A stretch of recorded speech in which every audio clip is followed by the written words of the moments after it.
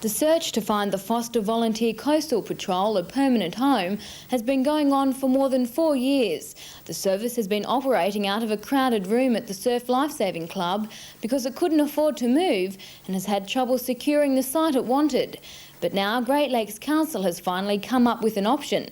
It believes building rooms on top of a kiosk at Tuncurry Breakwall would meet the needs of the patrol. I think the advantages of that site is that it's got good access to the area of concern. That's the bar that comes across the lake entrance here at Wallace Lake.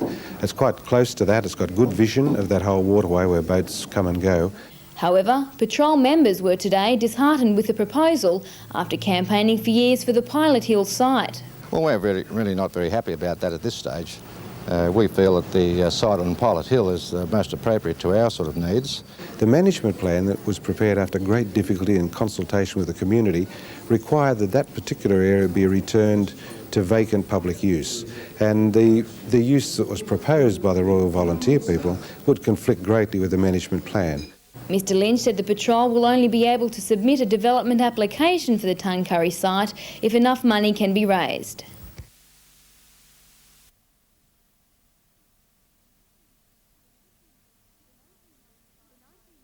The 1995 higher school certificate exams officially started on Monday, but today saw all schools from around the Hunter synchronise watches with the rest of the state for the first of the compulsory English tests.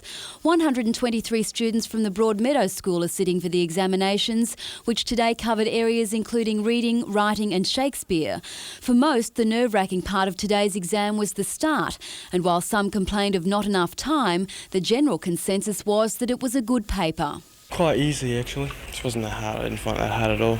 It wasn't as hard as I thought it would be. I thought it was harder, but I didn't even use the full time. It was a bit more difficult than I thought. I think it was all right. I was quite impressed with the questions. I thought they were quite reasonable. The English exam continues tomorrow.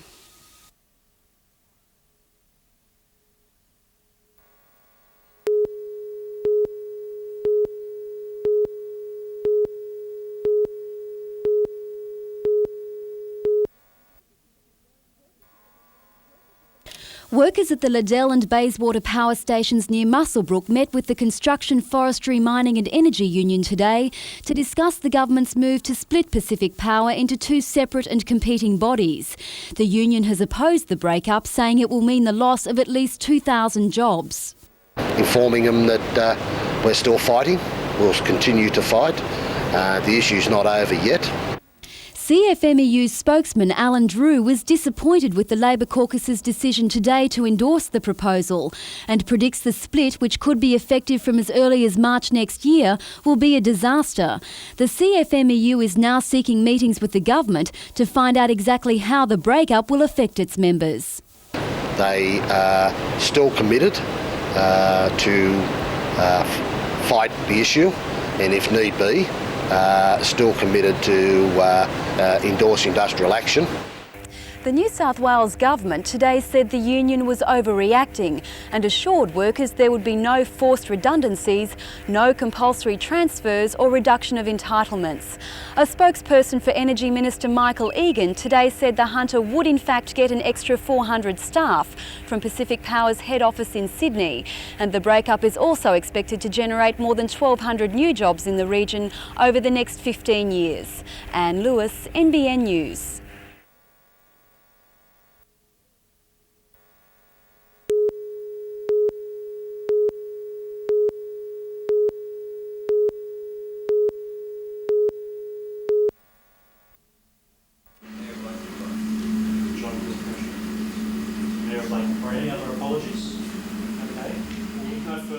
Directly to employment.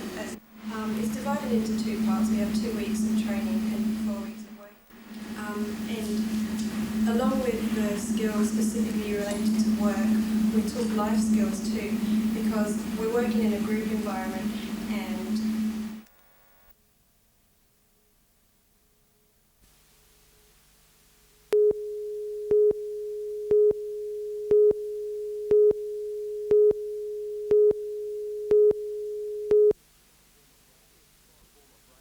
A former breaker, Sprott has spent the last 2 years with the Eagles, which missed a place in the A-League this season after the restructuring of the National League.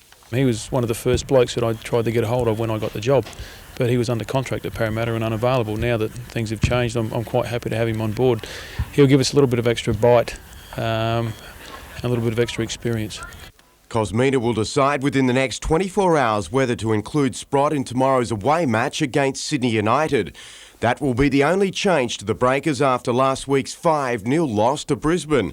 The coach happy to stand by the squad as they continue to find their feet in the opening weeks of the competition. I can't see the point. I've got to let the guys that made the mistakes last week learn, and they're not going to learn if I just say you don't do it anymore. Sunday's match will be played under lights in Sydney, with United currently 5th on the ladder.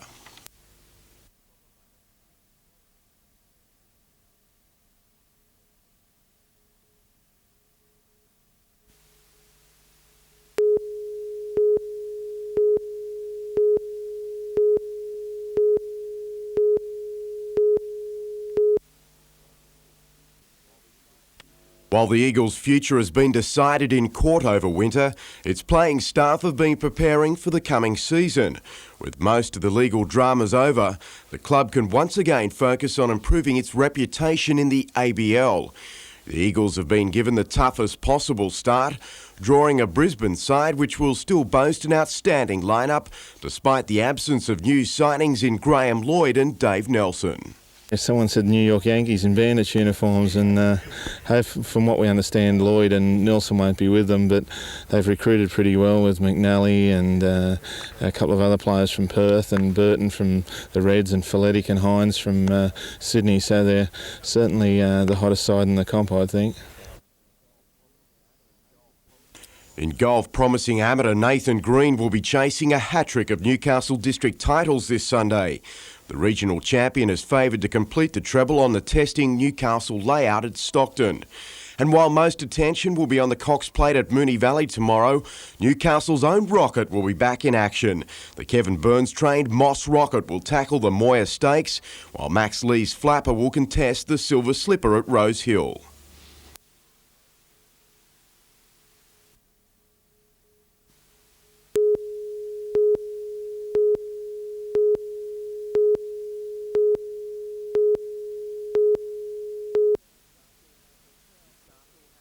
Newcastle has a proud record in the competition, having won the title twice and were narrowly beaten by Randwick at the SCG in last season's final. They'll again be put to the test this Sunday by a North Sydney side which has plenty of first-class experience.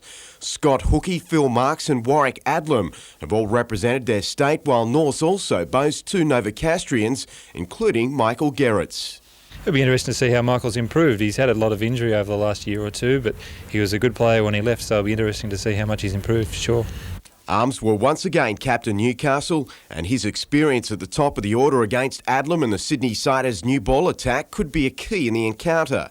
While he is one of several players that are unlikely to make themselves unavailable for higher honours this season, there are those that will be looking to impress. We've got a couple of young players, Phil Stambridge and Paul Ross, Jamie Heath, who'll be looking to press their claims for, if not second 11, but under 19 and Colts representation. Yeah, definitely. The 50-over-a-side match gets underway at 10 o'clock on Sunday morning.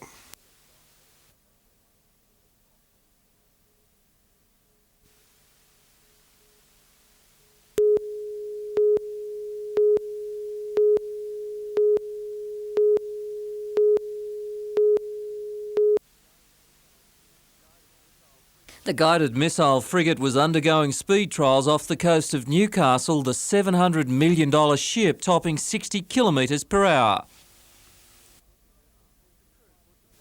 The crew put the vessel through some tight turns, conditions they could experience in a wartime situation. It's HMAS Newcastle's 3rd visit to Newcastle, and for new skipper Commander Nigel Perry, it's a special journey. We've developed a very strong bond with Newcastle, unlike anything I've come across with the ship and its host city, home city before. During the 5-day visit, there'll be a first for the Navy. The local Awabakal Aborigines will light a eucalypt fire on the ship's deck to cleanse and protect the sailors. There's a crew of 193 people on board HMAS Newcastle, and today is a very special day for about half a dozen of them. They're coming home. Yeah, it's one of the main reasons I chose to be on Newcastle is Why is that? To come back to my home port now then. Just a great feeling.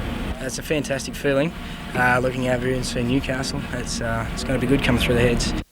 A small but enthusiastic crowd was on the foreshore to greet the ship as she edged up the harbour to Lee Wharf.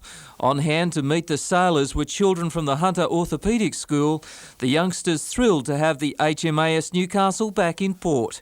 Peter Ryan, NBN News.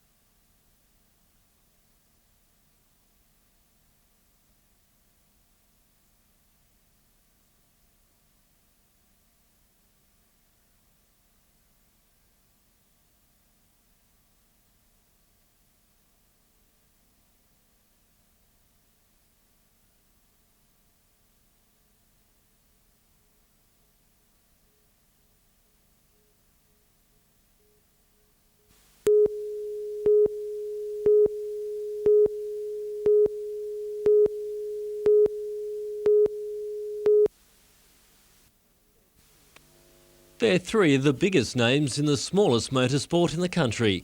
Adam Clark and brothers Wesley and Brendan May among the fastest go-karters in Australia. Today's workout at the Newcastle Go-Kart Club, a trial run for the Legends of Motorsport meeting in Sydney this weekend. Well, we run the Australian Championships at Tamworth a few weeks ago, and I won there, so that was very good.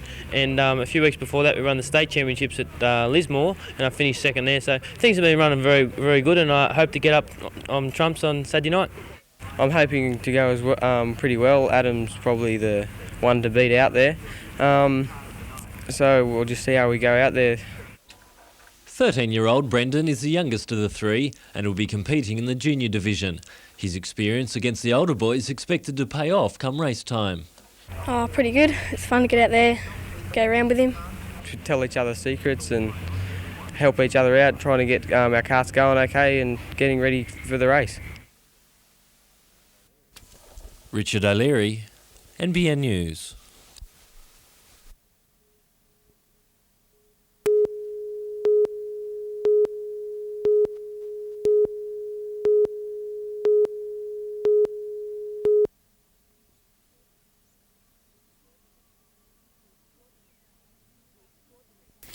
The extraordinary talent of Newcastle's opera stars lured several thousand to the Rotunda in King Edward Park. The mild conditions were perfect for the 2.5-hour spectacular, featuring 7 singers mastering a program of popular opera favourites.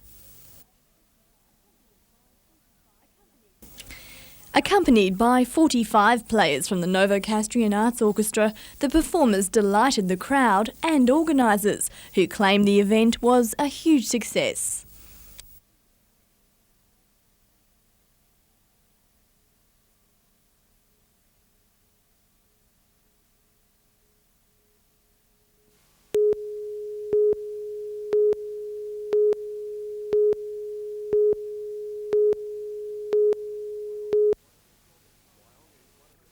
Wyong is one of the stronger clubs in the Central Coast competition on and off the field. Financially it's sound, and there's been a desire to move into the Newcastle competition for some time. The Central Coast League is yet to decide if it would let this year's grand finalists leave. The NRL is keen to have Wyong on board, but at this stage is against the club playing in both competitions. They wish to compete in our competition, they have to come to under our rules, and we would like to see the 3 strongest sides they could possibly put on the park to play. If accepted, the competition would include 11 teams, with Group 21 Singleton likely to be asked to join the Newcastle League. We'd like an ideal competition with 12 teams, and Singleton have indicated that they would like to play in a competition. They have done for a couple of years. And we do have a fair bit of opposition from the Group 21 people, but I'm sure if we can all sit down and we accept Wyong, then we'd like to see Singleton with them. If the Newcastle and Central Coast Rugby Leagues agree to Wyong's move, it still has to be ratified by the Country Rugby League. But the NRL aren't expecting any problems. If all parties can get together and agree on terms, then it'll go to the Boundaries Committee, which I believe is probably a matter of just rubber stamping the application of Wyong.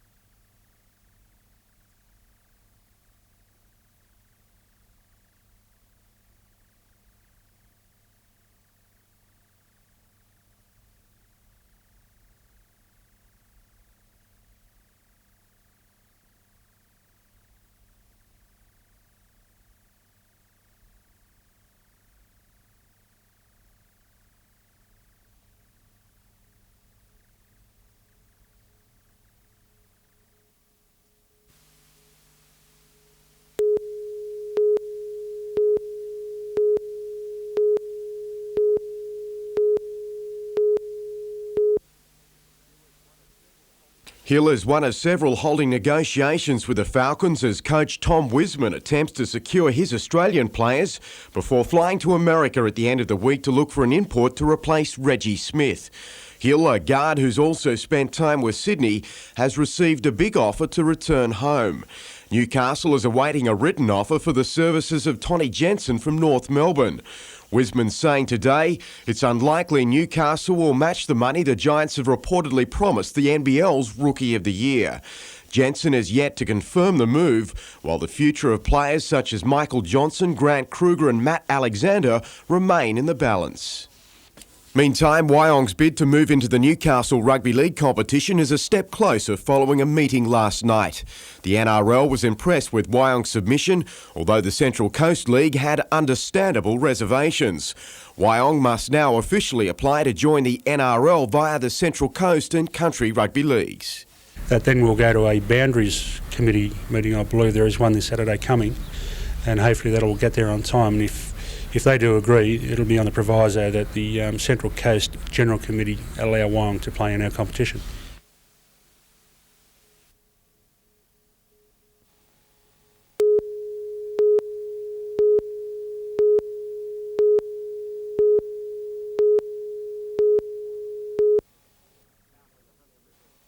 Out on the Hunter River at sunrise, the boats began their first weigh-in at 9 o'clock this morning. Box after box filled with prawns, bound for the Newcastle Fishermen's Co-op. You know, we put the opening of the season back a month to allow them to grow out a little bit and to develop a bit more, and it looks like it was quite a successful move. The delayed start to the season has increased the quantity and quality of the catch. The prawns are an optimum size and so plentiful that the crews haven't been able to cook them all before landing them. Well, I think everyone is more than satisfied. More than so. There wouldn't be anyone who'd complain. So I'm not. I couldn't be happier so far. Yes, the results are very, very good. They've all got smiles on their face, and the department believes that that's a result of sound management. The fishermen are keeping their fingers crossed that they are in for a bumper season. After all, the first two boats in this morning brought in more prawns than the entire fleet for the first day of the season last year. The weather will be crucial in maintaining the prawn stocks, with more rain needed in coming weeks to help flush them down the river.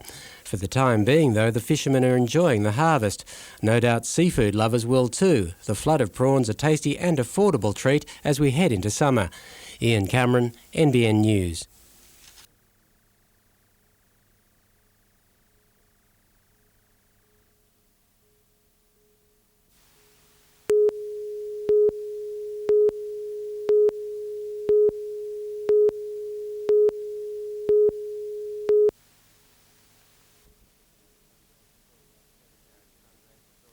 The charity fundraiser saw about 700 young people sleep out in the Hunter Street Mall to raise money for the Hunter Mission Youth Centre.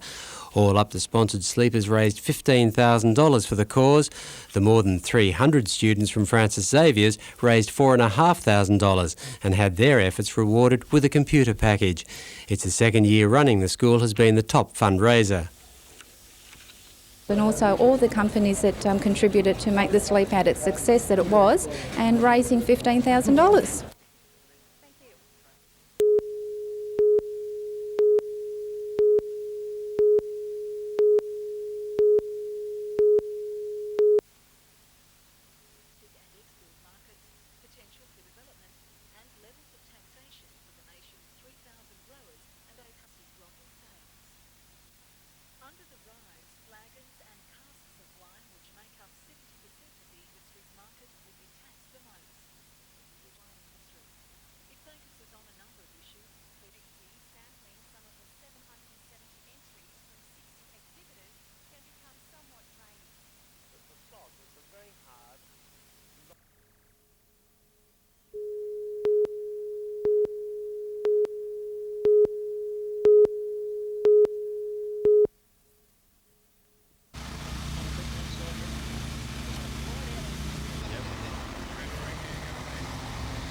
That's right, yeah.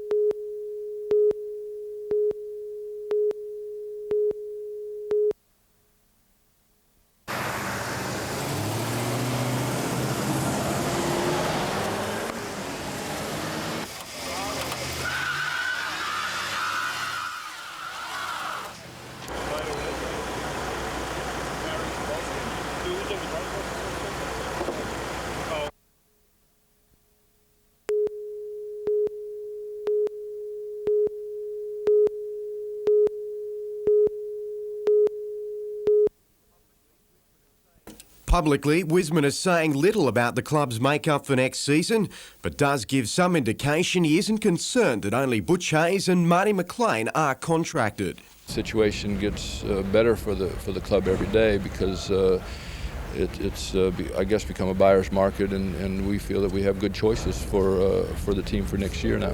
He says it's a real possibility the club will lose Tony Jensen to North Melbourne. A final decision is expected on Monday. By that time, Wisman hopes to have met with a new import to replace Reggie Smith. There is a player that we've been talking with, and we've established a relationship with that I'm going over to see play, and that's why I need to go at this time, because it gives me the opportunity to see him play. The competition he's playing in ends this week. But for now, the guessing game continues.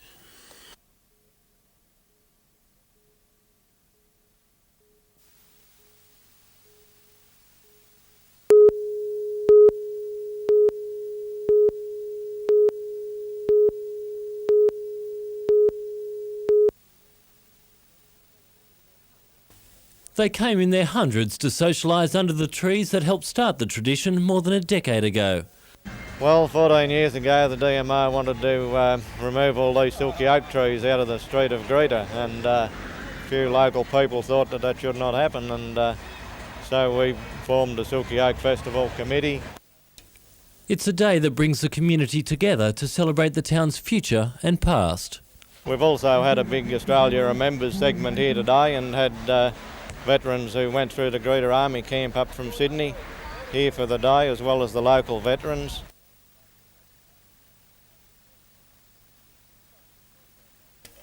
But it's also about having a good time, even if some of the participants had an unusual way of showing it.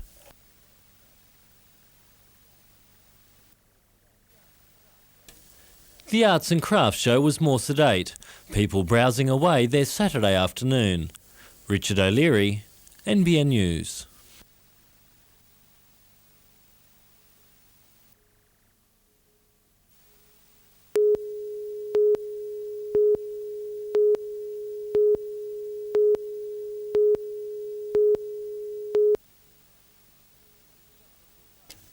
It was just before dusk when the gelignite, similar to this, was found in a Lambton garage, forcing the evacuation of 6 homes. It could have been very bad. The gelignite had started to decompose. Once the area was cleared, experts moved in to ensure the volatile situation was made safe. The main problem was shock. The fire was no problem to it. Actually, the officer had soaked it in Douzoline to desensitise it, and then it was a matter of letting it soak through, laying it out and burning it. It's believed the gelignite was bought in the early 80s. The fire brigade says laws are now more strict, with licences only granted by work cover. But the fire brigade has issued a general warning to the public about plastic explosives, fearing that many potential disasters are lurking in homes and garages. Richard O'Leary, NBN News.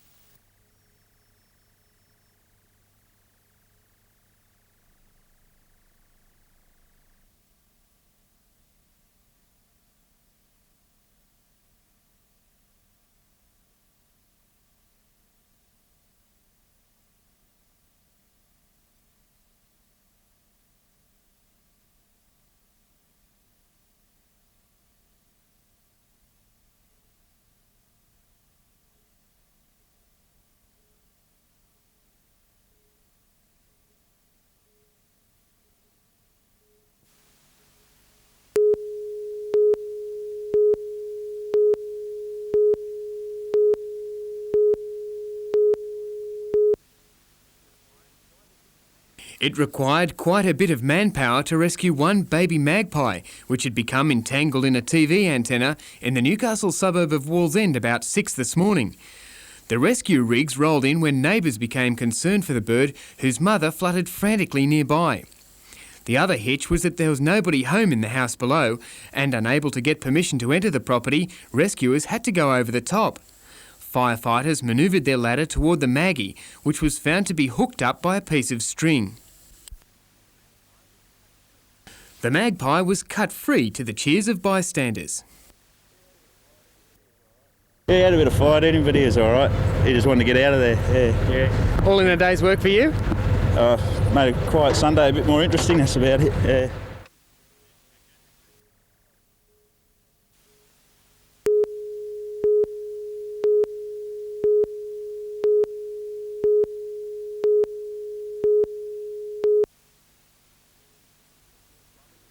After a 20-4 drubbing in yesterday's opening match, the Eagles made a better start to Game 2 before Perth's Shane Spray engineered a 4-1 lead at the top of the 4th.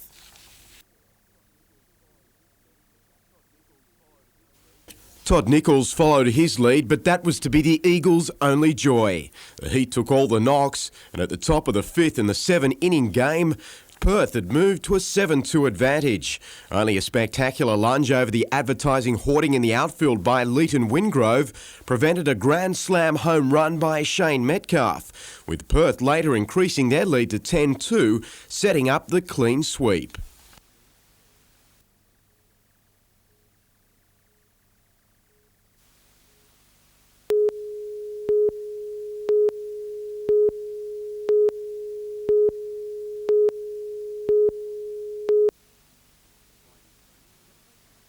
By enthroning a replacement bishop earlier this year, Leo Clark was preparing the way for his own retirement after 20 years as bishop of the diocese. Bishop Clark had guided the church through changing times, the workload taking its toll.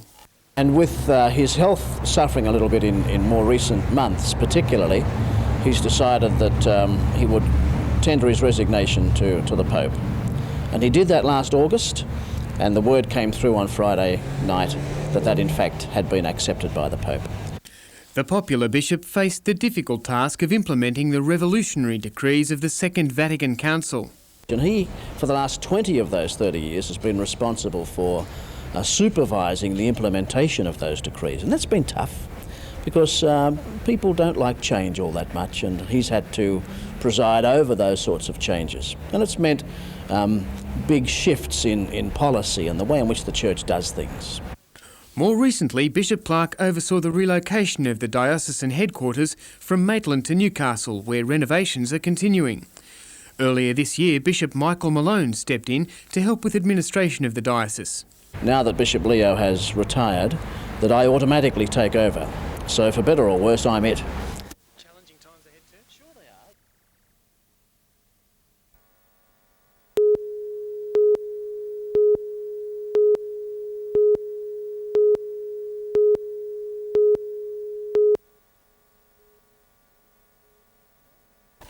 Residents of the small fishing and holiday village assessed the damage this morning.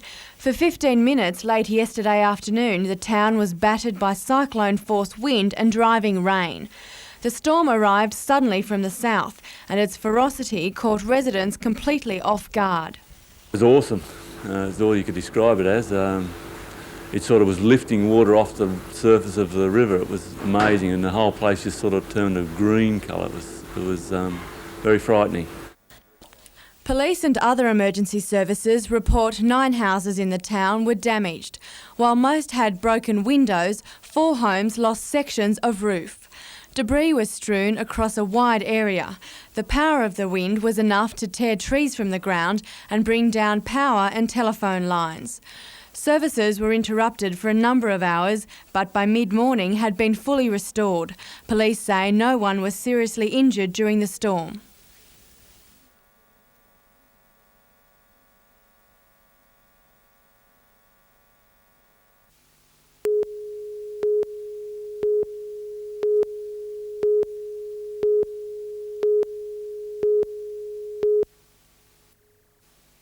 Charlestown's historic victory in the State League Division 2 appears to have prompted unprecedented interest in representative teams. The Premiers, promoted to First Division under coach Bruce Linke, have already named their side for the coming season, but they'll also field another State League team to play in Division 2. If they're not playing State League in Sydney or Inter-District, they don't have any chance of making a state team anymore. It's that attitude that will see a record number of inter-district teams compete locally and in Sydney next season. Charlestown, Port Stephens and Nelson Bay will be represented, while Newcastle is hoping to have up to 4 teams competing after having just 1 this season. The nominations that we've got so far are very encouraging. We're absolutely thrilled. Most of the girls from this year's team are coming back, with the exception of 2.